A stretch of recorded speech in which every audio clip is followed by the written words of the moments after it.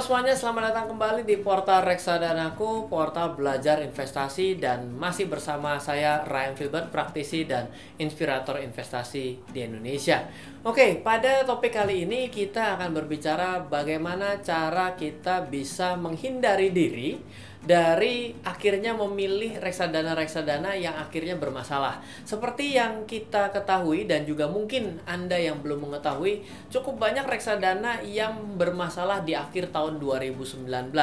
Entah dipaksa untuk berhenti, dan ada juga yang dipaksa untuk ditutup, dan juga ada juga yang pada akhirnya mengalami penurunan yang cukup dalam dari segi nilai aktiva bersih dan menghilangkan uang ataupun investasi yang sudah Anda lakukan di dalam produk reksadana itu.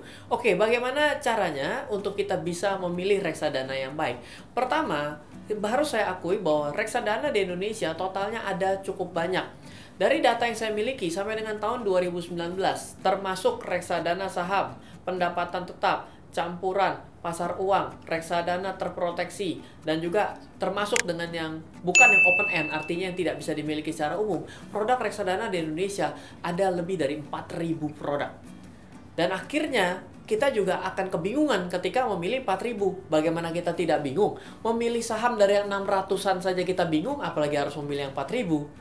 Akhirnya kita harus mengambil beberapa cara sehingga bisa membentengi diri kita dari memilih produk reksadana yang akhirnya bermasalah. Tips pertama yang bisa saya berikan adalah jangan keburu nafsu ketika reksadana itu mendapat pemberitaan sebagai top return. Saya selalu kemukakan bahwa top return hanya dalam waktu singkat itu belum mengartikan bahwa produk reksadana itu adalah bagus dan teruji. Kenapa? Bisa jadi juga kita ada satu prinsip lain adalah high risk, high return. Artinya, semakin dalam satuan waktu pendek dia mendapatkan keuntungan, belum tentu dalam jangka panjang dia bisa menghasilkan keuntungan yang sama. So, yang pertama harus saya katakan, jangan selalu memilih berdasarkan top return. Yang kedua yang selalu saya kemukakan adalah selalu pilihlah yang stabil dalam jangka panjang. Biasanya untuk reksadana-reksadana yang bisa memberikan return yang stabil dalam jangka panjang, dalam kesebulanannya atau dalam setiap bulannya ataupun dalam setiap tahunnya tidak bisa menghasilkan return yang selalu meledak-ledak. Dari mana kita bisa menghasilkan atau melihat?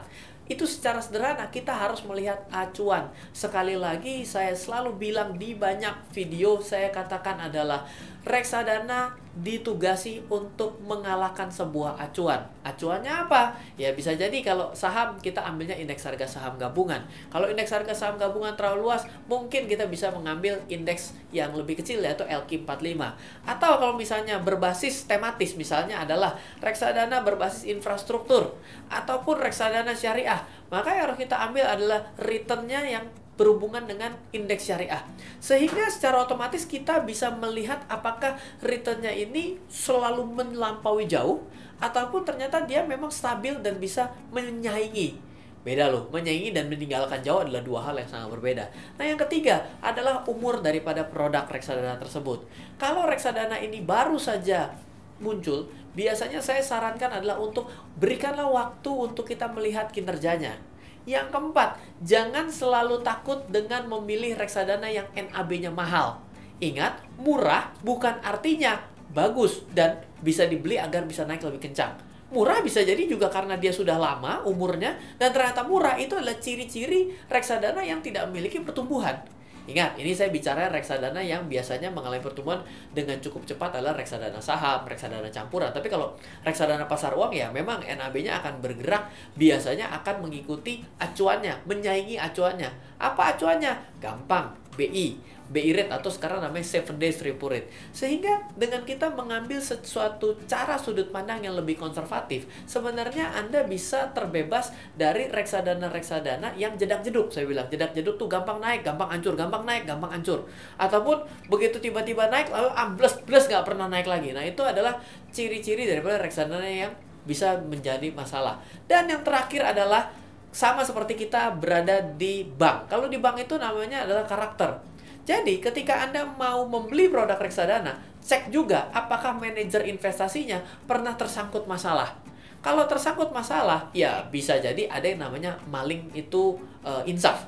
Tapi kalau sudah bermasalah di masa yang lalu, kita melihat dia ternyata bermasalah terus, iya, Anda juga harus hati-hati. Berarti karakteristiknya mungkin kalau Anda tidak terlalu risk taker, ya hati-hati, jangan ambil untuk reksadana yang dikelola oleh manajer tersebut.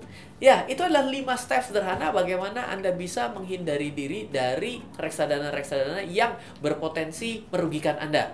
Nah, silakan Anda kalau mau belajar lebih jauh, bisa belajar bersama saya. Siapapun yang mendaftarkan diri untuk membuka reksadana di portal Reksadanaku, silakan Anda bisa daftar dan juga buka akun, di mana ketika membuka akun secara online, Anda bisa dengan mudah memilih reksadana yang pilihannya cukup banyak. Silakan saat ini bisa subscribe, like, dan share juga untuk video ini. Semoga bisa terus memberikan manfaat. Dari saya, Ryan Filbert, salam investasi untuk Indonesia.